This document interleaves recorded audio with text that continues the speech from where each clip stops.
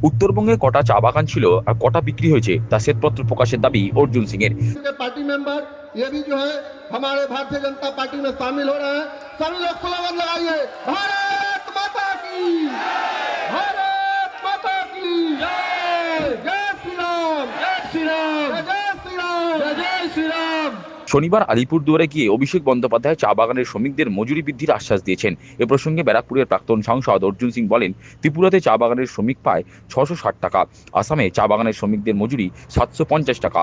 অভিষেক ব্যানার্জি বলেছেন নাকি চা বাগানের শ্রমিকদের মজুরি 300 টাকা করার চেষ্টা করবেন। উত্তরবঙ্গে কতগুলো চা বাগান ছিল আর কতগুলো চা বাগান বিক্রি হয়েছে তা শ্বেতপত্র প্রকাশের দাবি করলেন শ্রমিক নেতা অর্জুন সিং।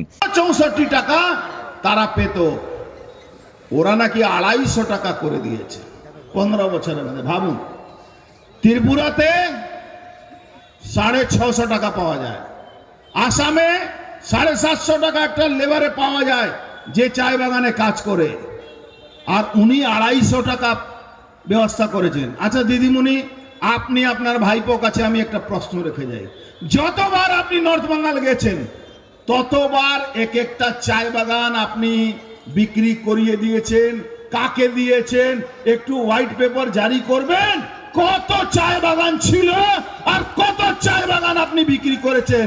আজকে আপনি বলছেন আমি চেষ্টা করব যাতে 300 টাকা 2 বছরের মধ্যে আপনাদের পাওয়া যায়।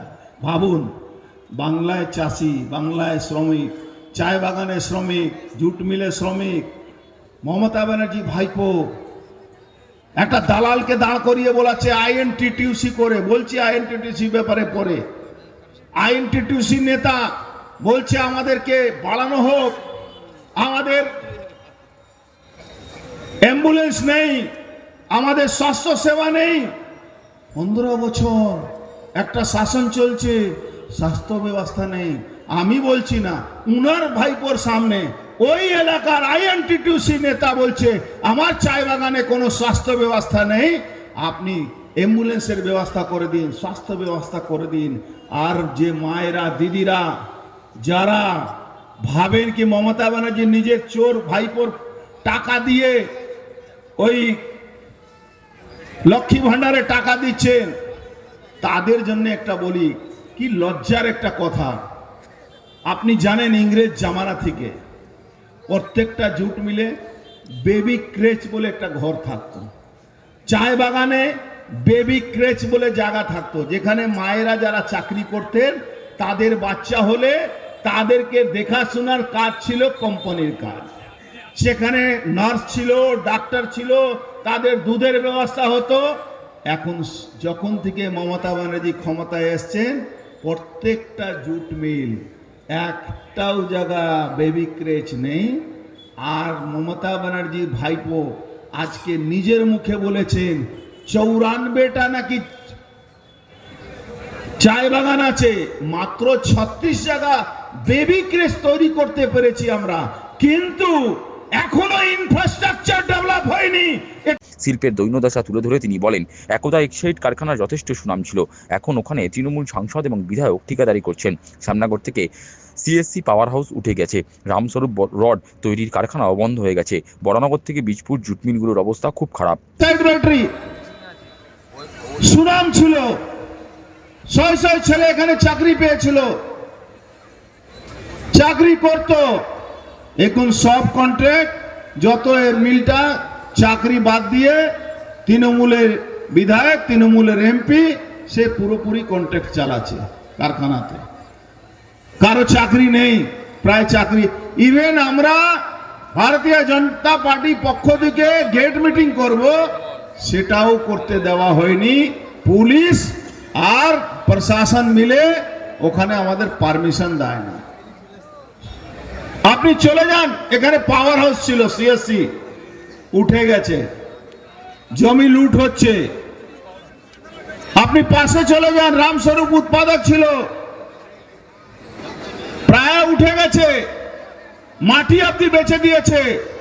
লোহাচোরের নাম লোহাচোর হলো ওই কারখানা সব लोहाटा बिक्री करार जन्य। आज जूट मिलों की स्थिति बारानगर से बीजपुर के बीच में जहां भी जाइए जूट मिलों की हालत क्या है। बारानगर जूट मिल 125 टन की मिल, 10 टन की भी मिल नहीं रह गई। 4 दिन, 3 दिन, 2 दिन, आज टीटागढ़ से लेकर कांकीनारा से लेकर जगतल तक सारे कारखाने धीरे धीरे धीरे धीरे बंद हो चुके हैं। দাবি ভাটপাড়া স্টেট জেনারেল হাসপাতালে রেফার রোগে জর্জরিত। কংগ্রেস জামানায় 1974 সালে তার বাবা বিধায়ক থাকাকালীন ভাটপাড়া স্টেট জেনারেল হাসপাতাল চালু হয়েছিল। এখন ওখানে চিকিৎসক সরঞ্জাম কিছুই নেই। ইঁদুর, বেড়াল, কুকুর হাসপাতাল জুড়ে ঘুরে বেড়ায়। রোগীদের অন্যত্র স্থানান্তরিত করা হয়। कांग्रेस का जमाना था जब हमारे पिताजी यहाँ से विधायक थे, कांग्रेस का राज था, तो ये भाटपाड़ा हॉस्पिटल का निर्माण हुआ था 1974 साल में। और 74 साल में यहाँ बहुत सारे डॉक्टर हुआ करते थे, अच्छी इलाज होती थी। आज ये सुपर हॉस्पिटल है, सुपर स्पेशलिस्ट हॉस्पिटल है। आज के এটা সুপার স্পেশালিস্ট হসপিটাল। ডাক্তার নেই, ছুঁচ নেই, সুতো নেই, বেড নেই, শুধু ইঁদুর আর বিড়াল আর কুকুর ঘুরে বেড়াচ্ছে। শুধু ইঁদুর, বিড়াল, কুকুর ঘুরে বেড়াচ্ছে। আর একটা কাগজও কিনে দিতে হবে, ট্রান্সফার ট্রান্সফার ট্রান্সফার।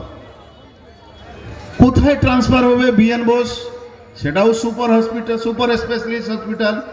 ডাক্তার নেই, ওষুধ নেই, কিছু নেই। Mamata Banerjee fair price shop এখানেও আছে। ফেয়ার প্রাইস শপে ওষুধ যে দেওয়া হয়, ভাইপো ব্যানার্জির কোম্পানি সাপ্লায়ার আছে, ওষুধ খেলেই অসুখটা বেড়ে যাবে, এটা কিন্তু মাথায় রাখতে হবে। এটা আমি বলছি না, আমাদের ডক্টররা বলছে। রাজ্য জুড়ে তৃণমূল সরকারের সীমাহীন চুরি, দুর্নীতি, খুন, ধর্ষণ, নারী নির্যাতন এবং এসআইআর নিয়ে মিথ্যাচারের প্রতিবাদে ভাটপাড়ার গোলঘর পার্কে আয়োজিত পরিবর্তন সংকল্প সভায় এদিন হাজির ছিলেন ভাটপাড়ার বিধায়ক পবন কুমার সিং, মহিলা মোর্চা রাজ্য সভানেত্রী ফাল্গুনী পাত্র, দলের ব্যারাকপুর জেলা সভাপতি ও সহসভাপতি যথাক্রমে তাপস ঘোষ ও প্রিয়াঙ্গু পাণ্ডে, জেলার সম্পাদক কুন্দন সিং ও সোহন প্রসাদ চৌধুরী, প্রাক্তন জেলা সভাপতি মনোজ ব্যানার্জি, প্রাক্তন বিধায়ক শিলভদ্র দত্ত, ভাটপাড়া পুরসভার 9 নম্বর ও 10 নম্বর ওয়ার্ডের কাউন্সিলর যথাক্রমে জ্যোতি পাণ্ডে ও সত্যেন রায়, যুবনেতা সুদীপ্ত দাস, নবীন মিশ্রা, ওঙ্কারনাথ সাউ, স্বপন বিশ্বাস প্রমুখ।